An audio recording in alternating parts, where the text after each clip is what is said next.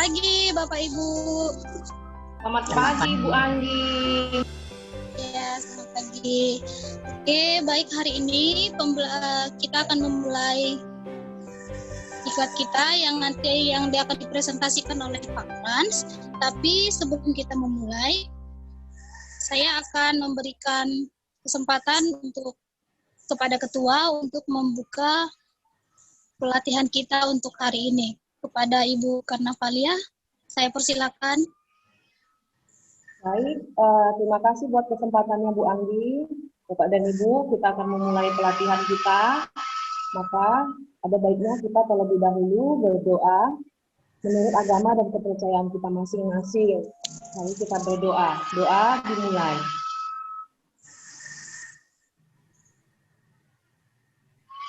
Doa selesai. Sudah Bu Anggi. Oh ya, baik. Selanjutnya kita akan memasuki materi yang akan disampaikan oleh Pak Frans. Kepada Pak Frans, kita persilakan. Terima kasih untuk moderator dua kelas. Itu di ini saya berkesempatan untuk menyampaikan materi yang dipilih, itu profil pelajar Pancasila.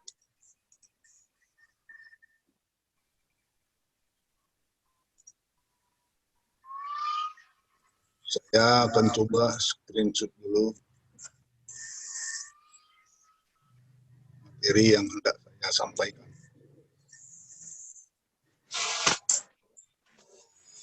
Baiklah, Bu. Judul materi yang mau saya sampaikan pada pagi ini, profil pelajar Pancasila. Pada saat ini kita menuju pada pelajar Pancasila negeri. Baiklah, profil pelajar Pancasila itu memiliki latar belakang. Itu profil pelajar Pancasila merupakan upaya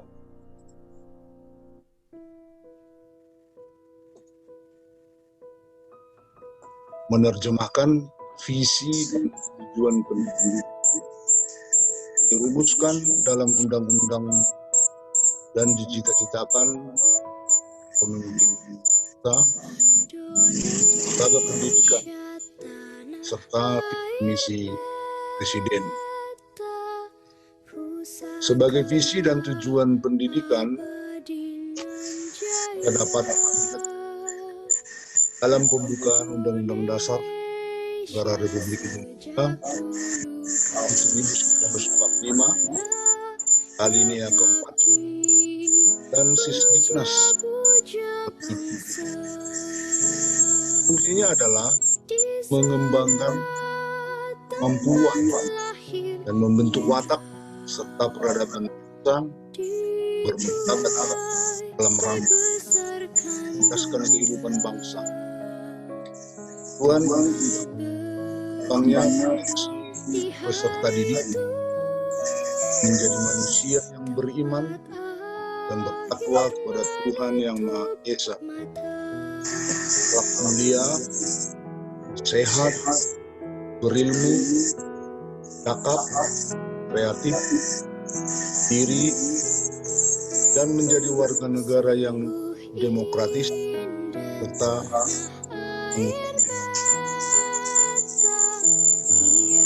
sebagai profil pelajar Pancasila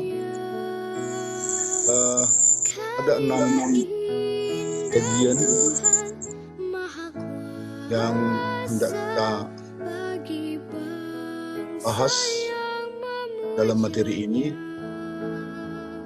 Yang pertama adalah beriman takwa kepada Tuhan Yang Maha Esa dan berakhlak mulia. Yang kedua, berkebinekaan global. Yang ketiga, mandiri. Yang keempat, gotong royong. 5, bernalar kritis. 6, kreatif.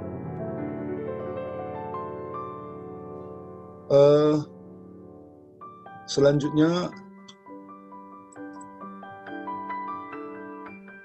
beriman seperti di dalam item pertama tadi, beriman bertakwa kepada Tuhan Yang Maha Esa dan berakhlak mulia,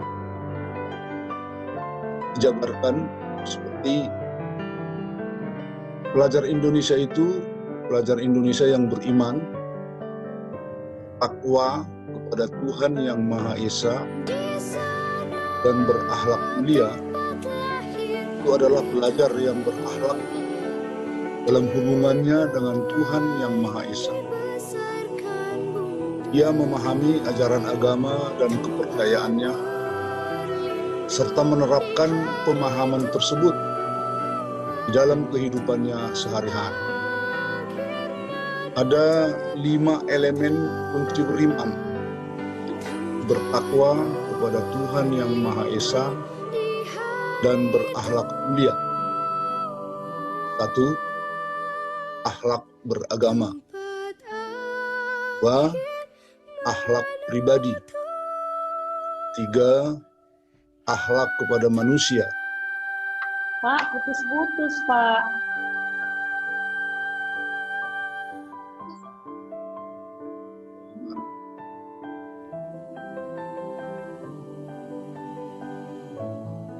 Empat, akhlak kepada alam. Dan 5, akhlak bernegara. Yang kedua, item kedua, berkebinekaan global. Artinya pelajar Indonesia mampu mempertahankan budaya luhur, lokalitas dan identitasnya, dan tetap berpikiran terbuka dalam berinteraksi dengan budaya lain, sehingga menumbuhkan rasa saling menghargai dan kemungkinan terbentuknya dengan budaya luhur yang positif dan tidak bertentangan dengan budaya luhur bangsa. Elemen dan kunci kebinekaan global meliputi mengenal dan menghargai budaya, kemampuan komunikasi interkultural dalam berinteraksi dengan sesama, dan refleksi dan tanggung jawab terhadap pengalaman kebinekaan. Bagian yang ketiga yaitu mandiri. Bahwa pelajar Indonesia merupakan pelajar mandiri, yaitu pelajar yang bertanggung jawab atas proses dan hasil belajarnya. Elemen kunci dari mandiri terdiri dari kesadaran akan diri dan situasi yang dihadapi serta regulasi diri. Bagian berikutnya bergotong royong. Pelajar Indonesia memiliki kemampuan bergotong royong, yaitu kemampuan untuk melakukan kegiatan secara bersama-sama dengan sukarela agar kegiatan yang dikerjakan dapat berjalan lancar, mudah dan ringan. Elemen-elemen dari bergotong royong adalah kolaborasi, kepedulian, dan berbagi. Yang berikut bernalar kritis. Pelajar yang bernalar kritis mampu secara objektif memproses informasi baik kualitatif maupun kuantitatif. Bangun keterkaitan antara berbagai informasi, menganalisis informasi, mengevaluasi dan menyimpulkannya, Elemen-elemen dari bernalar kritis adalah peroleh dan memproses informasi dan gagasan, menganalisis dan mengevaluasi penalaran, merefleksi pemikiran dan proses berpikir, dan mengambil. Yang berikut adalah kreatif. Pelajar yang kreatif mampu memodifikasi dan menghasilkan sesuatu yang orisinal, makna, bermanfaat, dan berdampak. Elemen kunci dari kreatif terdiri dari menghasilkan gagasan yang orisinal, serta menghasilkan karya dan tindakan yang orisinal. Kalau kita perhatikan lambang negara kita, Negara Kesatuan Republik Indonesia, adalah seekor burung, yaitu burung Garuda.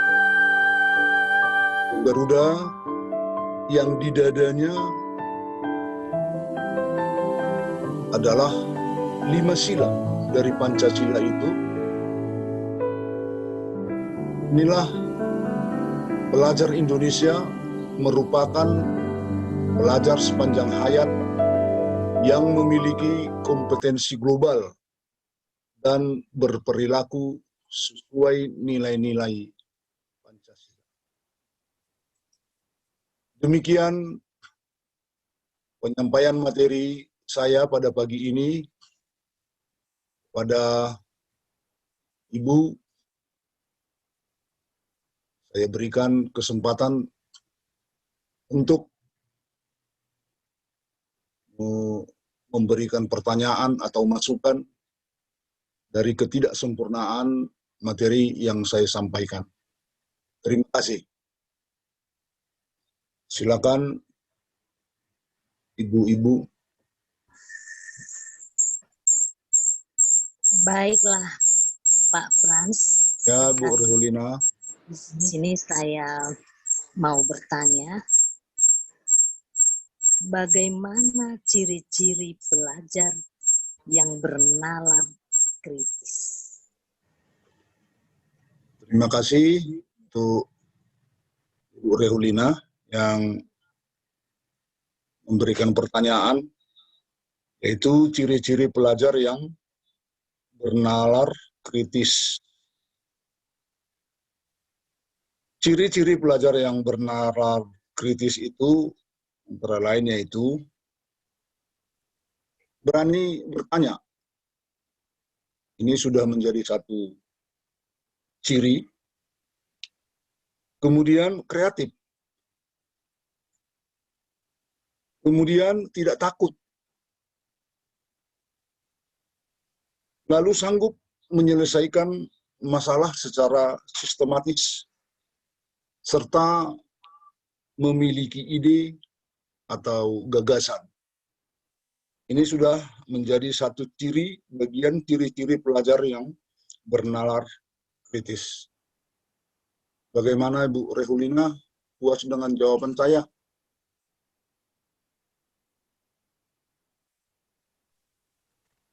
Puas, Pak Frans. Terima kasih. Terima kasih untuk Bu Reholina. Atau kepada Ibu yang lain, kalau masih ada yang mau ditanyakan.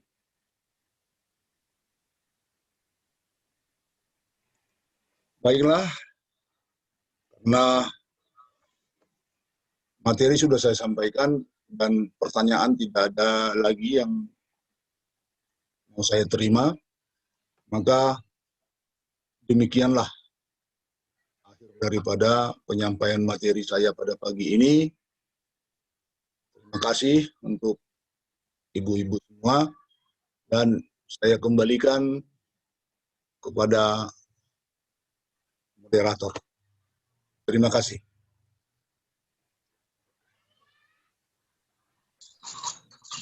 Baik, terima kasih Pak Frans. Baik Bapak Ibu, demikianlah materi yang telah disampaikan oleh Pak Frans. Jika ada yang ingin bertanya lagi, Kalau tidak ada, kita akan menutup pelatihan kita untuk hari ini, tapi seperti pelajar Pancasila yang memiliki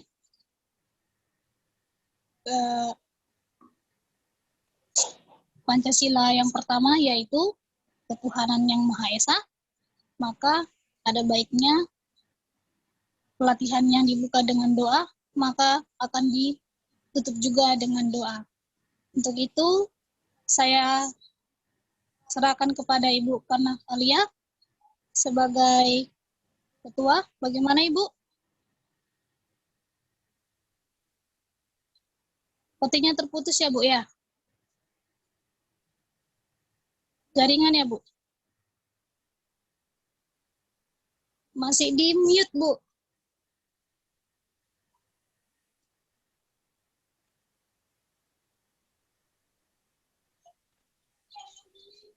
Bu Iya, Karna Alia itu putus Bu. Jaringannya Bu, mungkin nggak bagus ya Bu punya saya ya. Maaf ya Pak Frans, ya Ibu. Ya Bu, silakan.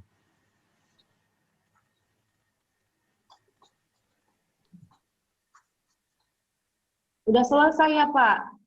Sudah Bu, sudah. Materinya sudah selesai. Oh berarti ini mau ditutup ya Pak? Maaf ya Pak, soalnya. Ya, silakan Bu, silakan. Oh iya Pak. Terima kasih Pak Frans buat materi yang disajikan. Baiklah, untuk menutup kelas ini, ada baiknya kita bersyukur kepada Tuhan karena pembelajaran kita sudah berjalan dengan baik. Baik Bapak Ibu, sebelum kita meninggalkan Zoom meeting ini, marilah kita berdoa terlebih dahulu. Doa dimulai.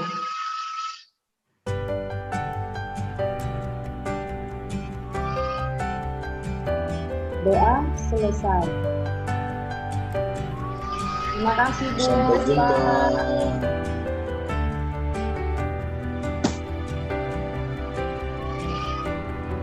Mereka belajar. Saya selama 5 bulan ke belakang, 3 bulan di kementerian dan 2 bulan sebelumnya itu melakukan berbagai macam research, berbicara dengan semua pakar-pakar, bicara sama guru, kepala sekolah, mahasiswa dan lain-lain, dan hal yang saya temukan itu sesuatu yang sangat berbeda dari persepsi saya. Bahwa sebenarnya dulu saya kira itu pendidikan itu seperti suatu sistem manajemen yang bisa dikasih insentif sama disinsentif, lalu kalau kita ada metrik-metrik yang jelas dan kita menginsentifise metrik-metrik itu, secara otomatis itu akan menimbulkan sistem pendidikan yang baik. Tadi saya kira gitu, kayak very managerial approach gitu, bahwa ini kayak apa, kayak pabrik bisa lah, kayak call center agent, kayak Gojek gitu, tapi enggak. Ini salah, karena produknya ini bukan suatu app, produknya ini bukan suatu layanan, produknya itu adalah manusia. Jadi tingkat kompleksitas yang luar biasa tingginya dari pembentukan suatu manusia itu nggak bisa menggunakan approach yang sama seperti di private sector atau di apa. Tapi satu hal yang saya sadari adalah apa ciri-ciri sekolah-sekolah yang terbaik. Dan banyak sekolah-sekolah baik di Indonesia, cuman kita nggak pernah, jarang dengar gitu. Termasuk di daerah ya? Ya, tapi mereka biasanya agak bandel-bandel nemuin sistem prosesnya sendiri, berinovasi sendiri gitu. Keluar dari jalur-jalur sendiri untuk menemukan